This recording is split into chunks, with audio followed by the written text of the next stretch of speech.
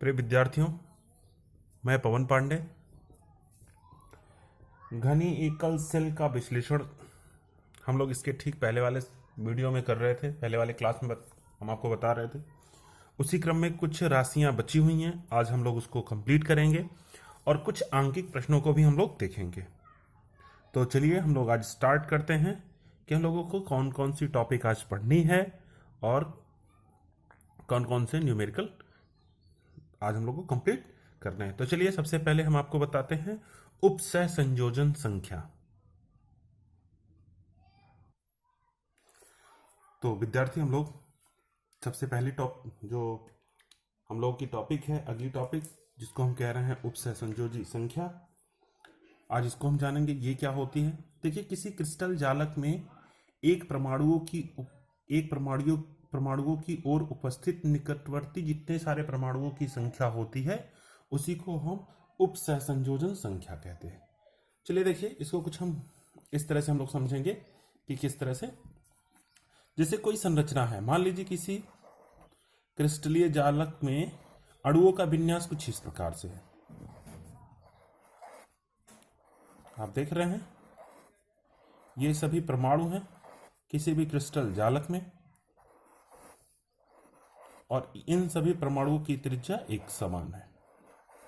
तो आप देख रहे हैं, जैसे मान लीजिए किसी एक परमाणु को हम ले लें, मान लीजिए हमने इस परमाणु को लिया, तो इस परमाणु के समीप आप देख रहे हैं, इस परमाणु के समीप ये भी है, इस परमाणु के समीप ये भी परमाणु है, इसी परमाणु से सचा इसका पड़ोसी परमाणु ये भी है और इसका पड़ोसी परमाणु ये भी है। तो इस तरह एक परमाणु से अगर हम इस संरचना में देखते हैं तो इस संरचना में एक परमाणु से चार परमाणु निहित हैं, चार परमाणु जुड़े हुए हैं। तो इस क्रिस्टल संरचना का जो उपसहसंयोजी संख्या होगी वो कितनी होगी? 4 होगी, है ना। यानी मैं कहूं कि ये जो क्रिस्टल जालक मैंने आपके सामने बनाया है, इस क्रिस्टल जालक में जो परमाणुओं की, जो क्रिस्टल जालक की कोऑर्डिनेशंस नंबर के बारे में आप बात करेंगे, उपसहसंयोजी संख्या के बारे में बात करेंगे, तो उसके उपसहसंयोजी संख्या का मान कितना होगा? 4 होगा। ऐसे ही मान लीजिए एक हमारे पास दूसरी संरचना हो, मान लीजिए ये तो मैंने एक परत में बना दिया, मान लीजिए इसके ठीक ऐसे रखा हुआ है, ठीक इसी के ऊपर फिर इसी तरह से परमाणु हो, फिर उसके ऊपर परमाणु हो। तो अब देखो, इन परमाणुओं में से जब हम देखेंगे तो इन परमाणुओं में जब हम देखेंगे तो क्या होगा? चारों तरफ 4 परमाणु से होगा और यही ठीक परमाणु जो आपके सामने है वो नीचे एक परमाणु के साथ टच होगा, जुड़ा होगा, या नीचे भी इसका एक पड़ोसी परमाणु होगा और ऊपर भी पड़ोसी परमाणु होगा। तो ये तो 4 ही हैं, है ना। और जब नीचे वाले परमाणु को आप गिनेंगे और इसके ठीक ऊपर वाले परमाणु को गिनेंगे तो इसकी उपसहसंयोजी संख्या कितनी हो जाएगी? तब इस संरचना की उपसहसंयोजी संख्या कितनी हो जाएगी? 6 हो जाएगी। कितनी हुई? 6 हुई, है ना। तो हम किसी भी क्रिस्टलीय संरचना को सबसे पहले सर्वप्रथम देखेंगे और देखने के बाद फिर हम उसके कोऑर्डिनेशंस नंबर की बात कर सकते हैं, या फिर कोऑर्डिनेशंस नंबर को आप इस तरह परिभाषित कर सकते हो कि किसी भी परमाणु में उपस्थित, किसी भी क्रिस्टल जालक में उपस्थित किसी परमाणु के निकटवर्ती जितने सारे परमाणु उपस्थित होते हैं उसी को हम उपसहसंयोजी संख्या कहते हैं। देखिए, चूंकि हमारी जो घनीय एकल इकाइयां होती हैं, सामान्यतः वह 3 प्रकार की घनीय एकल इकाइयों के बारे में हमें पढ़ना है, तो उनके कोऑर्डिनेशन नंबर के बारे में हम लोग पढ़ते हैं कि उनका कोऑर्डिनेशन नंबर कितना होगा।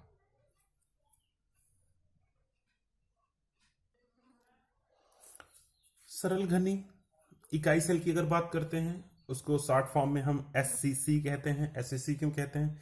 सिंपल क्यूबिक क्रिस्टल कहते हैं, है ना। और काय केंद्रीय घन की बात करेंगे जिसको हम शॉर्ट फॉर्म में बीसीसी कहते हैं, बॉडी सेंट्रिक क्यूबिक कहते हैं। फलक केंद्रीय घन को हम क्या कहते हैं?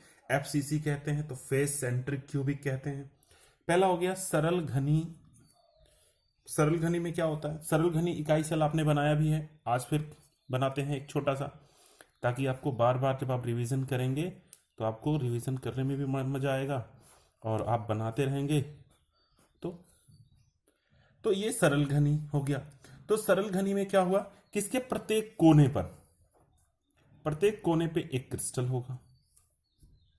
अब देखिए प्रत्येक कोने पे एक क्रिस्टल होगा, आप किसी एक क्रिस्टल को, प्रत्येक कोने पे एक जालक बिंदु होगा, तो आप प्रत्येक कोने वाला जो जालक बिंदु है, इस कोने के जालक बिंदु, किसी एक कोने के वाले जालक बिंदु को आप ले लो। अब उस जालक बिंदु के पास देखो कितने सारे जालक बिंदु पाए जा रहे हैं।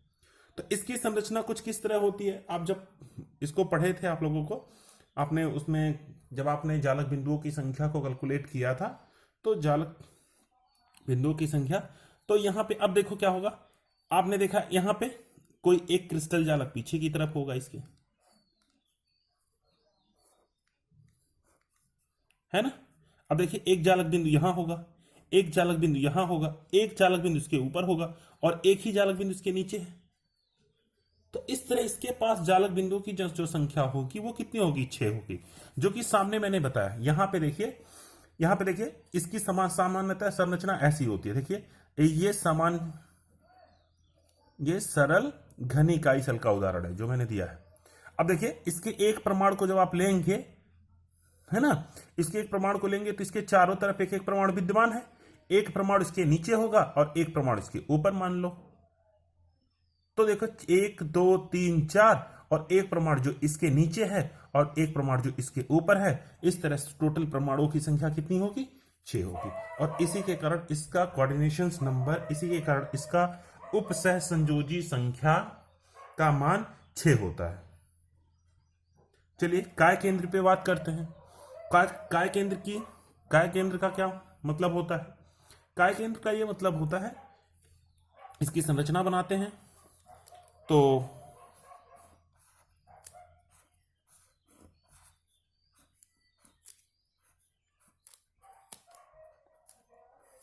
प्रत्येक कोनों पर एक एक जालक बिंदु और ठीक बीचों बीच होगा। तो अब देखिए किसी भी एक क्रिस्टल जालक के जालक बिंदु को आप लेंगे तो आप देखेंगे, मैंने मान लिया मैंने बीच वाले को ही ले लिया। अब इस बीच वाले को ले रहे हो तो बीच वाले को अगर आप टच कर रहे हो तो देखो ये भी इसके साथ टच हो रहा है, ये भी, दूसरा वाला भी, तीसरा वाला, चौथा, पांचवा, छठवां, सातवां और आठवां, यानी ये आठों के आठों जालक बिंदु जो होते हैं वो काय केंद्रीय घन में, यानी एक कोई परमाणु को 8 परमाणु सराउंडेड किए रहते हैं, एक परमाणु को 8 परमाणु घेरे रहते हैं। और इसी के कारण इसकी जो कोऑर्डिनेशन नंबर होती है वो कितनी होती है, 8 होती है ना। एक बार फिर से समझने की कोशिश करो कि इसकी संरचना कुछ इसकी एक फलक की संरचना अगर हम लेते हैं तो कुछ इस प्रकार होती है, इस तरह से होती है, ठीक है ना। और आप सभी लोग जानते हो ये फलक पे नहीं है, ये बीच में है, ये फलक पे ना होके कहां है, बीच में है। तो फलक में अब देखिए 4 आगे के ये 4 परमाणु और पीछे के इसके ठीक पीछे 4 परमाणु, तो इस तरह टोटल 4 परमाणु आगे की तरफ और 4 परमाणु पीछे की तरफ, टोटल परमाणु की संख्या कितनी हुई, 8 हुई। और इसी के कारण इसका जो कोऑर्डिनेशन नंबर होता है, इसकी उपसह संयोजन जो संख्या होती है, उस उपसह संयोजन संख्या का मान कितना होता है, 8 होता है। चलिए अगली टॉपिक हमारी क्या है, फलक केंद्रीय घन, जिसको हम एफसीसी कहते हैं। ये बड़ी इंपॉर्टेंट चीज है, इस पे विशेष ध्यान रखिएगा आप लोग, क्योंकि आगे के जो क्वेश्चंस में कुछ ऐसे मैटर बनेंगे कि इसे शॉर्ट फॉर्म में ऐसे ही दे दिया जाएगा। एससीसी क्या होता है, बीसीसी क्या होता है, एफसीसी क्या होता है, इसको आप अपने नॉलेज में जरूर रखिए। अगला होता है फलक केंद्रीय घन। फलक केंद्रीय घन क्या होता है, तो फलक केंद्रीय घन में अगर हम उपसहसंयोजी संख्या का कैलकुलेशन करते हैं तो सबसे पहले इसके फिगर को ड्रॉ करते हैं। आपको नॉलेज होना चाहिए कि ये फलक केंद्रीय क्या है, प्रत्येक फलक के कोनों के साथ साथ फलक के बीचों बीच भी मिलेगा आपको, है ना, क्लियर। और जब इसका आप कैलकुलेशंस करते हो, यानी प्रत्येक, यहां पे देखो, देख रहे हैं ना, 4 यहां इस पे हो गया, 8 हो गए, यहां के ठीक बीचों बीच, यहां के ठीक बीचों बीच, यहां के ठीक बीचों बीच, यहां के ठीक बीचों बीच, ठीक है। तो अब क्या होता है, ये सराउंडेड होता है किसी एक मॉलिक्यूल्स को, अगर आप देखोगे फलक केंद्रीय, तो इसका जो कोऑर्डिनेशन होता है वो 12 होता है। क्या होता है, 12 होता है। क्यों 12 होता है, आखिर क्या रीजन है 12 होने का, है ना। तो 12 का रीजन यही होता है कि ये देखिए 1 2 3 4, 4 तो है ही है इसके पास, ठीक है। और इसके ऊपर का जो मॉलिक्यूल्स है 4, 8 हो गए, ठीक है ना। अब 1 8, ये देख रहे हैं ना, ये सभी मॉलिक्यूल्स किसके टच में रहते हैं, ये सारे के सारे मॉलिक्यूल्स, यानी जो फलक के ठीक बीच में आपको दिखाई दे रहे हैं, ये सभी मॉलिक्यूल्स भी इसके अटैच में रहते हैं अगले के। तो इस तरह इसकी टोटल संख्या 12 हो जाती है। आपको कुछ ऐसी चीजें हैं जिनकी आप इमेज बनाओगे अपने मन में ही कल्पना करके उसके फिगर बनाओगे, तब आपके समझ में आएंगे। जैसे मान लो आपने रूम में बैठे हो, रूम में किसी दीवार पे आप मान लो कि कोई फलक केंद्रीय जालक है, रूम की दीवार को आप मान लो, पहले रूम को आप मान लो कि ये कोई फलक केंद्रीय घन है, और इसके एक दीवार पे आप मानो इसके चारों कोनों पे, तो आप देखोगे कि इसके चारों कोनों के, यानी किसी एक दीवार का जो 4 कोना है उस पे जालक बिंदु है, तो ये तो चारों बीच वाले फलक वाले केंद्र को तो टच कर रही है, कर ही रहे हैं। साथ में दूसरे दीवार का भी जो फलक केंद्रीय है वो टच कर रहा है ना। इधर का भी छत वाला भी उसको टच करेगा, फर्श वाला भी टच करेगा, तो 4 वो, और ये कितने 7 हो गए। फिर अगले का देखो, अगले की जब आप बात करोगे तो 4 ये, और कितने हो गए 11, और एक उसके पीछे वाला जो होगा वो भी टच करेगा। तो इस तरह से सब मिला के 12 जालक बिंदु होते हैं, और ये 12 जालक बिंदु है ना, जो किसी एक परमाणु को, यानी फलक केंद्रीय अगर घन है तो उसमें एक परमाणु को उसके 12 पड़ोसी परमाणु घेरे रहते हैं, है ना। तो इस तरह इसकी जो उप सहसंयोजी संख्या हो जाती है, उस उप सहसंयोजी संख्या का मान कितना हो जाता है, 12 हो जाता है। तो सिंपली एक तरफ से एक बार फिर से देख लो, सरल घनी अगर कोई यूनिट सेल है तो उसके कोऑर्डिनेशन नंबर का मान 6 होगा। काय केंद्रीय अगर कोई घन है तो उसके कोऑर्डिनेशन नंबर का मान 8 होगा। फलक केंद्रीय घन है कोई तो उसके कोऑर्डिनेशन नंबर का मान 12 होगा, ठीक है ना। तो चलिए अगली टॉपिक हम लोग पढ़ते हैं कि घनी क्रिस्टल का घनत्व क्या होता है।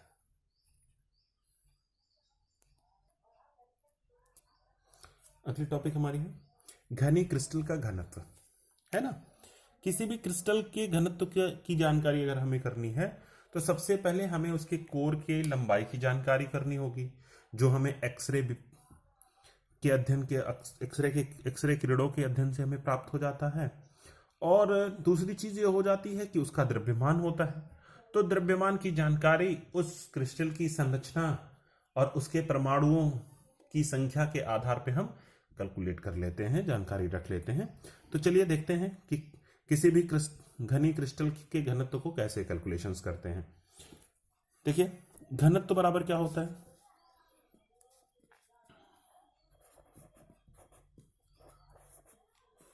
घनत्व बराबर होता है द्रव्यमान बटे आयतन, है ना।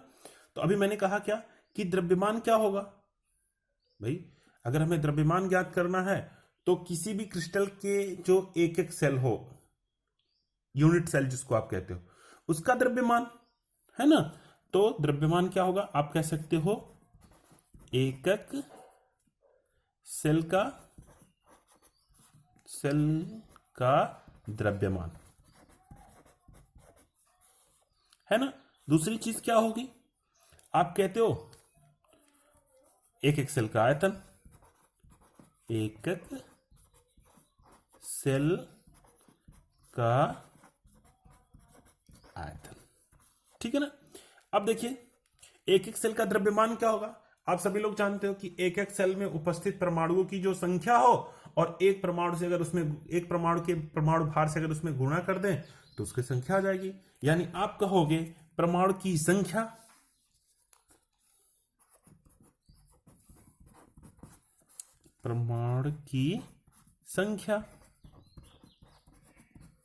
है ना, गुणे परमाणु का द्रव्यमान, परमाणु द्रव्यमान, है ना। ये जो परमाणु द्रव्यमान हमने लिया है ये एक परमाणु का द्रव्यमान, लीजिए मैंने यहां लिख दिया, है ना, एक परमाणु का द्रव्यमान, कितने परमाणु का? एक परमाणु का। और इसके बटे क्या होगा? इसके बटे, है ना? तो इसके बटे आप करोगे किसी भी यूनिट सेल की लंबाई, ठीक है, चौड़ाई और ऊंचाई। परमाणु की, मैंने कहा एक एक सेल का द्रव्यमान क्या होगा? परमाणु की संख्या और गुणे एक परमाणु का द्रव्यमान, और एक एक सेल का आयतन क्या हो गया भाई? लंबाई गुणे चौड़ाई गुणे ऊंचाई। चलिए आगे की तरफ चलते हैं। अब देखिए, अगर हमें एक परमाणु का द्रव्यमान निकालना हो, है ना, अगर हम एक परमाणु के द्रव्यमान का कैलकुलेशंस करें तो हम लिखेंगे परमाणु द्रव्यमान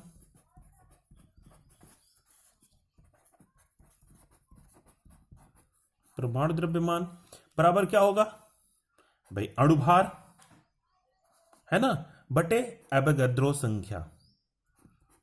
एवोगैड्रो संख्या, इसको हम कहते हैं अणुभार या परमाणु भार बटे एवोगैड्रो संख्या, ठीक है ना। आयतन की अगर बात करते हैं, आयतन क्या होगा? तो चूंकि घन है, क्या है? घन है, तो घन का आयतन जो होता है वो होता है a क्यूब, क्योंकि एक कोर की लंबाई a मानते हैं और घन का आयतन कितना हो गया? a क्यूब हो गया। चलिए आगे दूसरी चीज और एक वैल्यू हम लोग रख देंगे, परमाणु की संख्या। परमाणु की संख्या, तो परमाणु की संख्या क्या होगी? परमाणु की संख्या होगी जिसको हम रिप्रेजेंट करेंगे Z से। तो इस तरह जो हमारा फार्मूला हो जाता है वो घनत्व बराबर रो, जिससे रिप्रेजेंट करते हैं, रो के द्वारा हम प्रदर्शित करते हैं Z इंटू यम। Z क्या है? परमाणुओं की संख्या। M क्या है? परमाणु का द्रव्यमान, बटे, है ना, A क्यू क्या है? घन का आयतन है, इंटू Na, जिसको हम एवोगैड्रो संख्या कहते हैं। एवोगैड्रो संख्या की वैल्यू कितनी होती है? 6.023 गुणे 10 पे घाते 23। यानी जब भी कैलकुलेशन आप करोगे तो Na की वैल्यू कितनी रखोगे?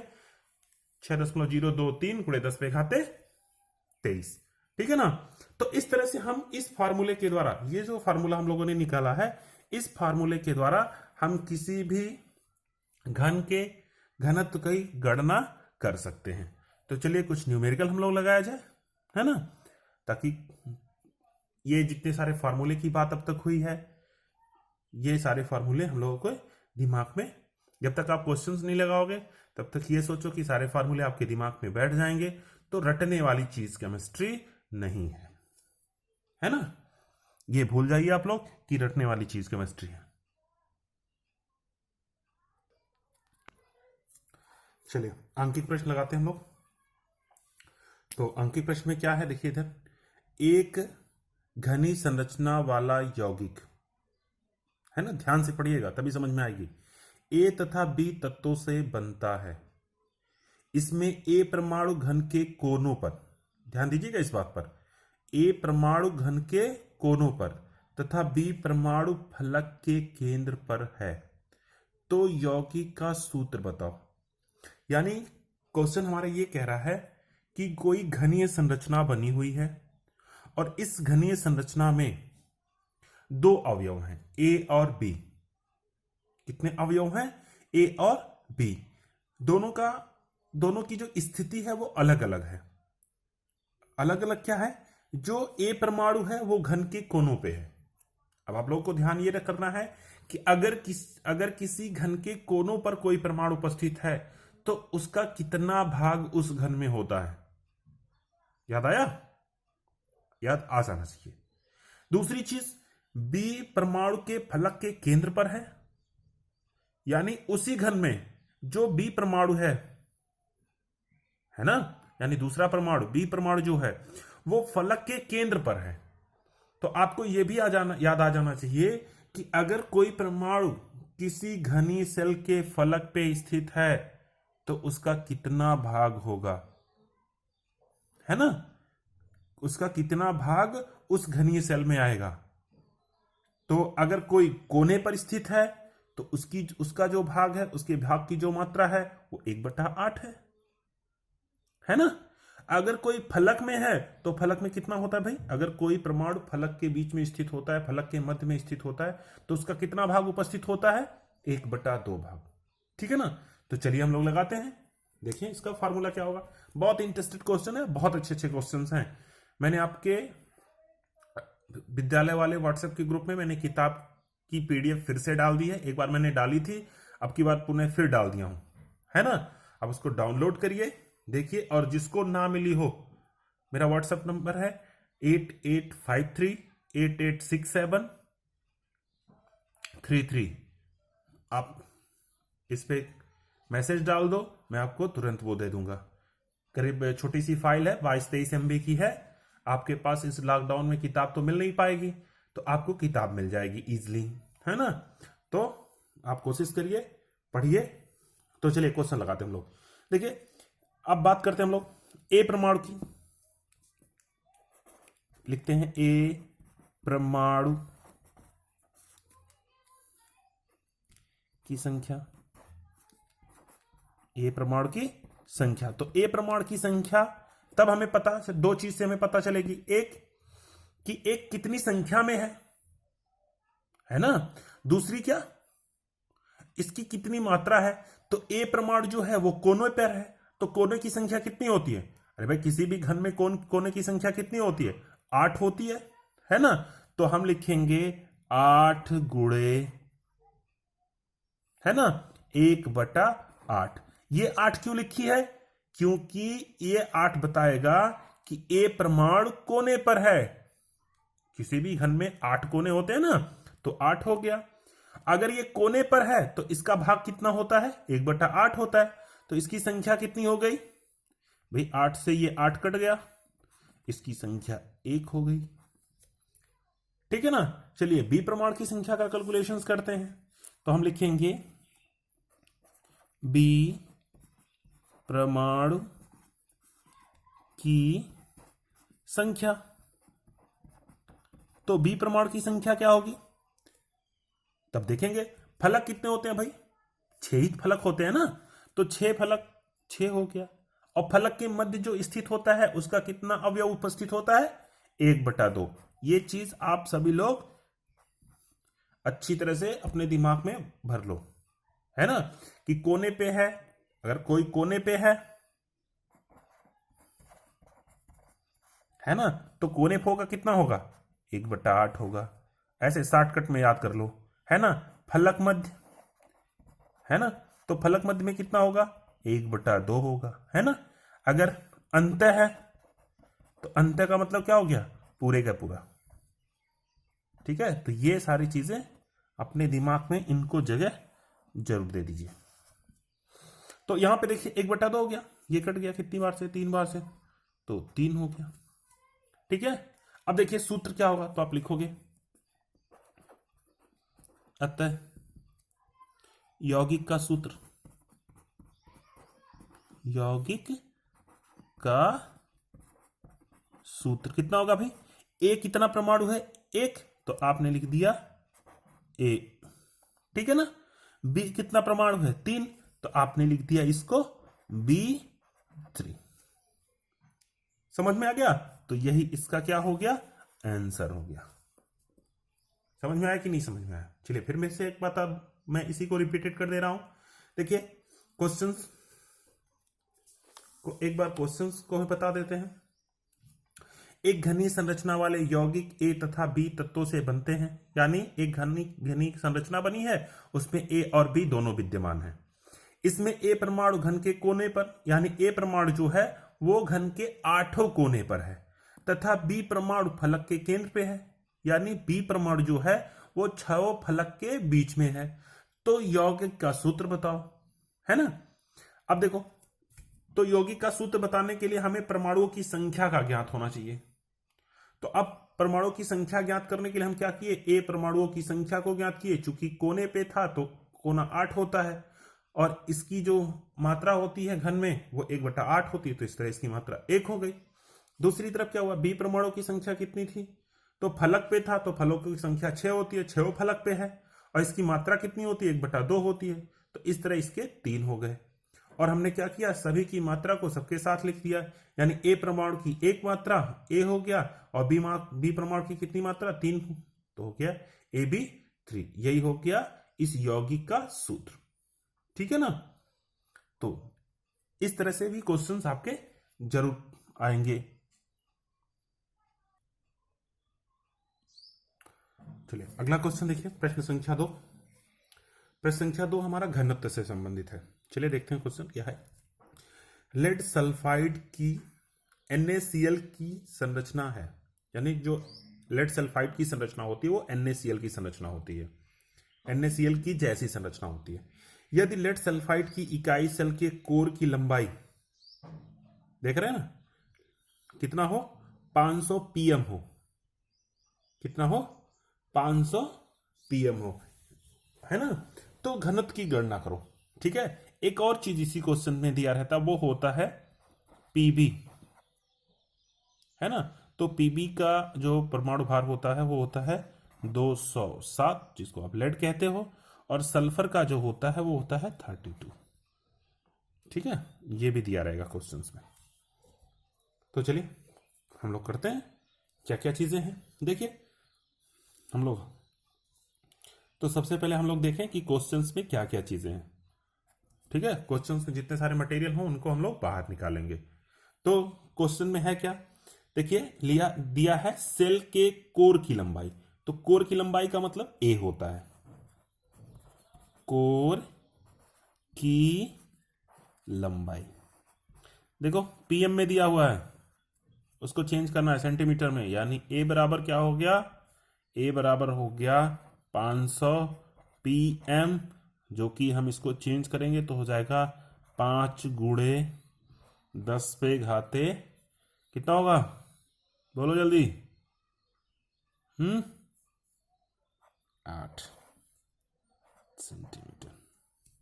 ठीक है, नॉर्मल जो फार्मूले होते हैं सबको, कैलकुलेशन के सारे जितने सारे लंबाई के फार्मूले होते हैं सब अपने पास संग्रहित कर डालो, बहुत जरूरी होता है ना, हर जगह आपको संकेत नहीं मिल सकता। चलिए दूसरी चीज आप देखिए, हमें जेड की दोनों जो भी मॉलिक्यूल्स की जो भी चीजों की हमें कैलकुलेशंस करने हैं उन सबको अच्छी तरह से जान लें हम सबसे पहले। अब दूसरी चीज होती है कि हमें निकालना है घनत्व, तो घनत्व में जेड का मान भी होता है। तो चूंकि NaCl है तो NaCl में क्या होता है कि Na परमाणु Cl परमाणु से सराउंडेड होता है, Cl परमाणु Na परमाणु के सराउंडेड होता है, आसपास बिछे रहते हैं। तो इस तरह से अगर हम इनमें परमाणुओं की संख्या को देखते हैं तो जेड बराबर जो होता है ना, अभी आप लोगों ने इसके ठीक पहले में देखा था, जो चूंकि इसकी जो संरचना होती है वो FCC की तरह होती है ना, फलक केंद्रीय इकाई घन की तरह होती है। तो इसकी जो संरचना होती है वो कुछ जैसे, जो हम ये मान सकते हैं जो पीबी होती है, जो पीबी की संरचना होती है ना, तो पीबी की संरचना और लेड की संरचना दोनों अलग अलग तरह की होती है, यानी इनका जो फैलाव होता है परमाणु के अंदर में अलग अलग होता है, और अलग अलग होने के कारण इसमें जो आप जेड की वैल्यू कह सकते हो, जेड इक्वल टू, तो वो जेड इक्वल टू 4 होता है, जिसको आप कहते हो परमाणु संख्या। क्या कहते हो, परमाणु संख्या। इसका कैलकुलेशन आप लोगों ने किया था, याद करिएगा कैसे कैलकुलेशन किया था और मुझे भी बताइएगा, ठीक है ना। जब आप याद करोगे तो आप ही के साथ मेरा भी रिवीजन हो जाता है आप लोगों को पढ़ाते पढ़ाते। ठीक है, तो जेड बराबर क्या हो गया, 4 हो गया। कोर की लंबाई कितनी थी, 5 गुणे 10 पे घाते -8 सेंटीमीटर। ठीक है ना, तो ये तो दो चीज ज्ञात हो गई। अब हमें m की वैल्यू कितनी होगी, तो m की वैल्यू के लिए हम लिखेंगे m इजकल टू कितना भाई, 207 प्लस 32, अणु का कंजुगेशन था ना, तो ये दोनों मिलाओगे कितना हो जाएगा भाई, 7 2 9 हो गया। ठीक है ना, और ये 3 हो गया और ये 2 हो गया। ठीक है ना, इस चीज का विशेष ध्यान रखिएगा कि किसी भी तरह की त्रुटि ना हो। अब देखिए, अब हमको ए भी मिल गया, जेड भी मिल गया, एम भी मिल गया, क्या छूट रहा है हमारा, हम लोग ला दें अपने अवोगाद्रो संख्या को, जो हम लोग 8 से ही पढ़ते चले आए हैं। 6.023 गुणे 10 पे घाते 23 को, ठीक है ना। चलिए फार्मूले को लाते हैं। तो रो बराबर क्या होता है? रो बराबर होता है जेड गुणे एम बटे ए क्यूब इंटू हमारी एवोगाद्रो संख्या, ठीक है ना। सबकी वैल्यू रखते। तो जेड बराबर कितना होता है? जेड बराबर 4 है। एम बराबर कितना है भाई? एम बराबर है 239, है ना, 239। ए क्यूब की वैल्यू क्या है? 5 गुणे 10 पे घाते -8 पे क्या हो गया? क्यूब हो गया। देख रहे हो ना। एन ए की वैल्यू कितनी है? बोलो जल्दी से। 6.023 और गुणे, देखो मेरे पास जगह कम पड़ गई, मैं नीचे लिख दे रहा हूं, 10 पे घाते कितना? 23, ठीक है ना। गलती मैंने की, ठीक। तो अब इसको क्या करोगे आप? कैलकुलेट करोगे, और कैलकुलेट करने पे इसका जो आंसर आएगा वो आंसर आप हमें बताओगे। लेकिन आपको एक चीज विशेष ध्यान रखिएगा कि आप सबसे पहले क्वेश्चन देखिएगा। क्वेश्चंस में आप घन की जो विशेष घन दिया है उसका टाइप ढूंढिएगा, कौन सा टाइप है। ये साधारण घन है या फलक केंद्रीय है या काय केंद्रीय है। अगर साधारण, कहीं कहीं साधारण, जैसे आप लोग को एग्जाम्पल में मैंने बताया था ना, नॉर्मल एग्जाम्पल जो मैंने पहले बताया था कि अगर ये होगा तो ये चीज इसमें आती है। तो इस तरह से अपने दिमाग में आप ये सोचिएगा कि कौन सा घन हो सकता है। अगर साधारण घन हुआ तो इसमें जेड की वैल्यू अगर 1 हो जाएगी। अगर फलक केंद्रीय हुआ तो इसमें जेड की वैल्यू कितनी हो जाएगी? 4 हो जाएगी। अगर काय केंद्रीय हुआ तो इसमें कितनी होगी? 2 होगी, ठीक है ना। तो इस तरह जितने सारे हमारे घन होते हैं उसमें जो जेड की वैल्यू होती है वो अलग अलग होती है। तो इस तरह आज मैंने आपको इतना बताया। अगले वीडियो में अगले वीडियो में हम लोग क्रिस्टल के संकुलन के बारे में पढ़ेंगे। संकुलन को पढ़ने के लिए हम लोगों को सबसे अच्छी एक चीज चाहिए। अगर आपको कहीं से गोली मिल जाए, जिसको आप लोग खेलते थे बचपन में, है ना, तो उसको जरूर अपने पास रखिएगा, या मिट्टी की छोटी छोटी गोलियां बना लीजिएगा। बहुत ही इंटरेस्टेड चैप्टर है। और ये टॉपिक जो होगा इसमें, इस पूरे चैप्टर में आप अगर कल्पना करना सीख जाओगे, इमेज बनाना सीख जाओगे, सोचने की शक्ति, जितने ही आपकी तार्किक शक्ति मजबूत होगी, उतने ही आसानी के साथ आप इस पूरे चैप्टर को बड़े इंटरेस्टेड के साथ पढ़ोगे, है ना। ये बहुत ही मजेदार चैप्टर है, इसलिए मैंने सबसे पहले चैप्टर को इसी को शुरू किया था। और माध्यमिक शिक्षा परिषद में जो फर्स्ट चैप्टर के रूप में लिया गया है वो यही लिया गया है ना। इसमें कुछ करना नहीं होता, सब कुछ बना बनाया होता है, और बस हमको इसका टेस्ट लेना पड़ता है कि कैसा इसका टेस्ट है ना। तो अभी तक आप लोगों ने सब, इसका टेस्ट मजेदार था। क्यों? क्योंकि आपने इमेज किया, कल्पना किया, है ना, तो इसलिए इसका आपने मजा लिया। तो दूसरी चीज, तो इस तरह के जो आज क्वेश्चंस मैंने आपके सामने रखे हैं, चाहे वो यौगिक का फार्मूला बनाने वाला या घनत्व ज्ञात करने वाला, तो इनसे रिलेटेड आप हमें क्वेश्चंस, जो भी क्वेश्चंस आपकी किताब में हैं, जो आपको प्रॉब्लम्स कर रहे हैं, आप हमसे मेरे व्हाट्सएप नंबर पे डाल के, है ना, आप उसका आंसर ले सकते हो, उसको समझ सकते हो। दूसरी चीजें, हम ये कोशिश करेंगे आप अधिक से अधिक इस क्वेश्चंस को सॉल्व करो, है ना, इस तरह के क्वेश्चंस को सॉल्व करो, और सॉल्व करके मुझे भी बताओ कि सर मैंने इतने सारे क्वेश्चन सॉल्व किए और बड़ा ही मजा आ रहा है या नहीं मजा आ रहा है। अगर नहीं मजा आ रहा है तो मैं उसका पूछूंगा भाई क्यों नहीं मजा आ रहा है ना। आपके प्रॉब्लम्स का निदान किया जाएगा, ठीक है ना। तो आज के लिए आप लोग स्वस्थ रहिए, भगवान आपको हमेशा खुश रखे। चलिए, धन्यवाद।